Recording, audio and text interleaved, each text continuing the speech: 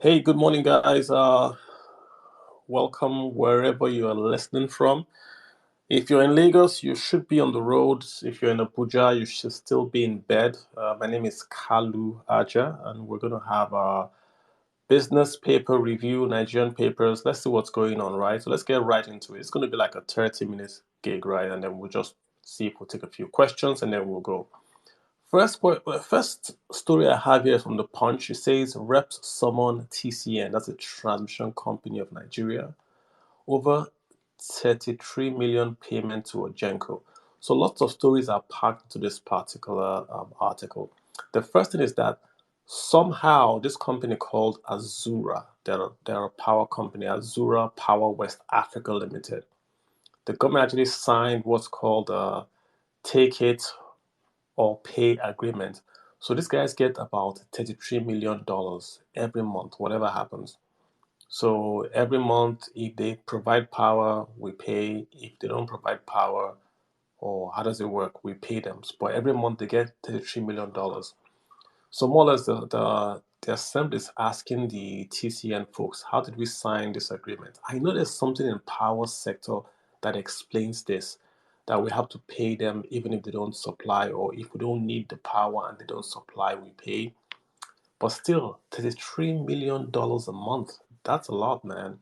I really don't get the explanation. I think the guys that came from TCN did not really explain this to the National Assembly, so they were asking them to go back and possibly come back with more details, right?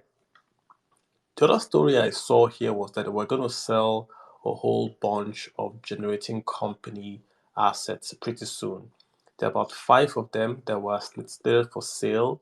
The National Assembly is asking the Bureau of Public Enterprises not to go ahead and sell them. So if you're interested in buying a generating company, you want to start to save your emergency fund.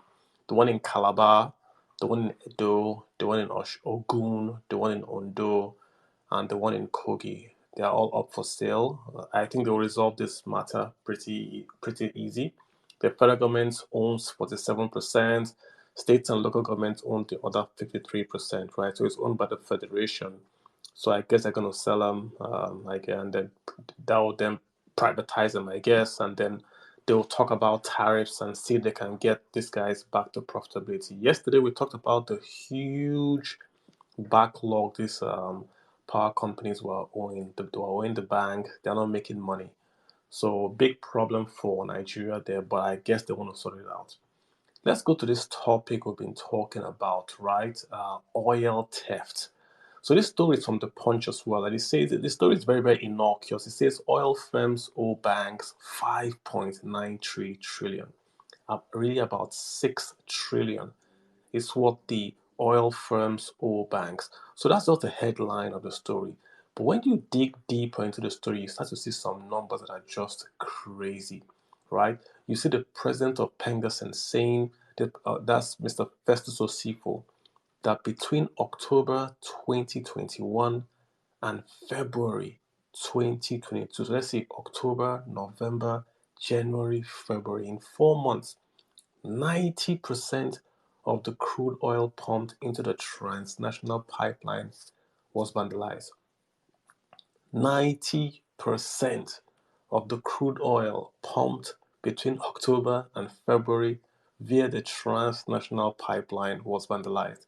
These are crazy figures, guys, and this just shows you that whatever is happening in the Delta is not some isolated event. This is a large scale theft. And you can see because no one has been arrested. When the last time do you read anyone was raided or the Navy arrested anyone? Have you read it in the papers? This tells you that some folks have sat in a room and just said, listen, we have probably February or maybe June to cash out. Let's just all agree to cash out and we'll pay ourselves. Because that's what's going on. If you steal 90% of the crude oil, then what's left? 10%. So it's amazing. This is why the oil company guys or the oil sectors cannot make payments to the bank because they're not making revenues. You know, they are drilling the oil, getting the oil. When they pump it out, it doesn't get to the other end. So Nigeria is losing. You know, we have to borrow this money, right? There are over, I'm just reading this article, there are over 150 illegal tappings. 150. So these guys could count these tappings, and you're telling me the army or the navy or whoever they have there cannot stop it. And the president is sitting in Abuja, the minister is sitting in Abuja. They are okay with what's going on, that the oil is just been stolen. At the point, you'd have to ask yourself, is this deliberate? Are they like saying, hey, go pay yourselves, we don't have money to pay you. You have 1 month to go pay yourselves and then it's all done. I mean, these are conspiracies I'm throwing out here, but we have to ask these questions. How can 90% of the oil be stolen and no one seems, bothered and all that kind of stuff? It's amazing. I mean, ships have been chased to Gabon. That's what the Navy is telling us, that a ship came to Nigeria, they saw the ship, then they told the ship to stop, and the ship raced to Gabon. Like, yeah, right. So this is really amazing that this is going on, and I don't know what's going on. If you guys know, hey, let us let's know. Now to this other one we've been talking about. If you guys know what's happening, this blocked fund. This is from the Sun. The federal government moves to resolve foreign airlines 464 million blocked funds. I think it was on Monday or so, or was it last week, when the IATA, the International Travel Association, sent out a tweet and named Nigeria in that tweet. How embarrassing. They named us that we were owing about 464 million to the airlines. And the airlines, of course, sell tickets in naira, then they have to convert it to dollar and take the money out as their return on their revenues, right? The central bank cannot meet this guy's returns. So what's going on is that they're reducing flights to reduce their cost of operation, because according to them, if they cannot get money to service their planes, then their planes really can't service Nigeria. So we've seen Emirates take their flight schedules down. We hear rumors that more will do it. And I heard someone tell me that they're going to do it during Christmas to put pressure on the government. So when they cancel flights during Christmas, that's when they actually get the government's attention to pay them this backlog. So the story is pretty easy. I mean, they are saying, the Minister of Information, Lai Mohammed, is saying that the government wants to resolve this backlog. I mean, what does that mean? Does that mean they're going to pay them? When are they going to pay them? How are they going to get the money to pay them? I mean, it goes back to our former story of oil theft. The reason why we can't pay them is because someone is stealing the oil. If you simply stop the oil being stolen, then maybe we could have some money to pay this guy. So it's all coming back to, we can't pay ASU, we can't pay doctors, we can't pay anybody because someone is just going in to steal this money. It needs to stop, guys. I don't know about you, but I think it needs to stop, right? Okay, then this story I just picked up, right? This is another story I picked up from the cable. It says reps asks NIPC to explain 1.19 billion unapproved spending. So I mean, this is the what's the name of this agency? The reps, they're basically going to these guys and saying, hey, the Nigerian Investment Promotion Commission, you guys spent money without appropriation. What's going on? You see, why I'm interested in this story is that there's a very, very good lady that headed this agency. Um, Yewande Sadiku, super lady, clean, very, very good, very, very competent. And at the tail end of her transition out, she was put under investigation for all sorts, and she was ultimately cleared. Now I'm seeing this article again in the papers, and if you read what the reps guys are approving, they are approving computer supply for 28 million. They are approving why not doing pension reform for 15 instead of 18. For me, this looks like someone trying to get something to hang on someone. That's how I read it. Like, okay, tell us why you spend this, tell us why you spend that. I've never seen rep guys question 28 million naira computer contract. I mean, if something is amiss, go ahead and investigate it. But it just sounds a bit fishy to me why the reps are so interested in NIPC. I just hope it's not what I think. I hope I'm wrong, but I just think that the lady has done her job. She's done a very, very good job taking this agency to become world class, helped out a lot of people. So I think they should. I mean, I can't talk too much, but if there's something amiss, yeah, but it looks like it's all like someone is trying to get something to say and all that on her tenure. So I think she's pretty cool. So yeah. The last topic here is going to be the food prices. Punch again says food prices rose in July. from the Nigerian Bureau of Statistics. No surprise here, we all know food prices are rising. Why are food prices rising? Why is it important to track food prices? Because food is 51% of the consumer price index in Nigeria. So if food prices go up, inflation goes up. So if food prices go up, the cost of you buying your house, of you using your credit card, of you even traveling out of the country, your dollar exchange rate, it all goes up because food drives inflation. So whoever can bring down the cost of food brings down the cost of inflation. It's that easy, right? And food is going up. I was surprised to see the comparison of a bag of rice. The average price of 1 kg of local rice increased on a year basis by 13% from 411 to 467. This almost my point, right? No matter what you see on social media, we're number one rice miller, we're doing this, we're biggest rice mill in the world is in Nigeria, all that story. If rice is available, the price will fall. If the price does not fall, it means rice is not meeting demand. It's that simple. And if rice price, all this closing borders, all that stuff we did, all that nonsense we did to close borders hasn't worked. That just tells you that we have to really do something in like an emergency, like really, really, really do the real planting of rice, dry and wet season, and try to get the supply out. It's not working. What we've done in the past, we have to do more. The population is growing faster than food is being produced year on year. And rice, this seems to be a staple now. But let me also give you another data point that I saw in this report. In this report, they are saying that the Northeast, let me get the exact figures, right? The Northeast, the price of rice in the Northeast was the highest in July, and of course, followed by the Southwest. But the North Central had the lowest price of rice. What does that tell you? Where is the Northeast? It's still the insecurity. That was still insecurity so much that the price of rice in that area actually went up, right? And the cheapest place where you can get rice is North Central. So it's still back to this insecurity thing, really keeping farmers away from the fields as well, right? So, I mean, we have our work cut out for us. If we don't solve the food problem that is driving inflation. Food inflation in Nigeria is 22%. Core inflation is about 19%. So that food guy is the real problem. We have got to drive it down. I would have suggested, listen, go out, take money from the excess crude and just import food. Import food for just 3 months. Crash the price, get inflation down whilst you work on medium term to get the supply and production of rice and food back up. But we haven't been able to do that, and I think we're at the tail end of the administration. We might have to look for a new strategy to really grow food in Nigeria. All right, guys, that's all I got today. If I don't see anyone with a question, we'll have to shut it down. We're kept on time. We've got about 30 minutes. Excellent. You guys go have yourselves a great day on Monday, yeah? And be deliberate in who you vote for. That's what I'm going to say. Just be deliberate.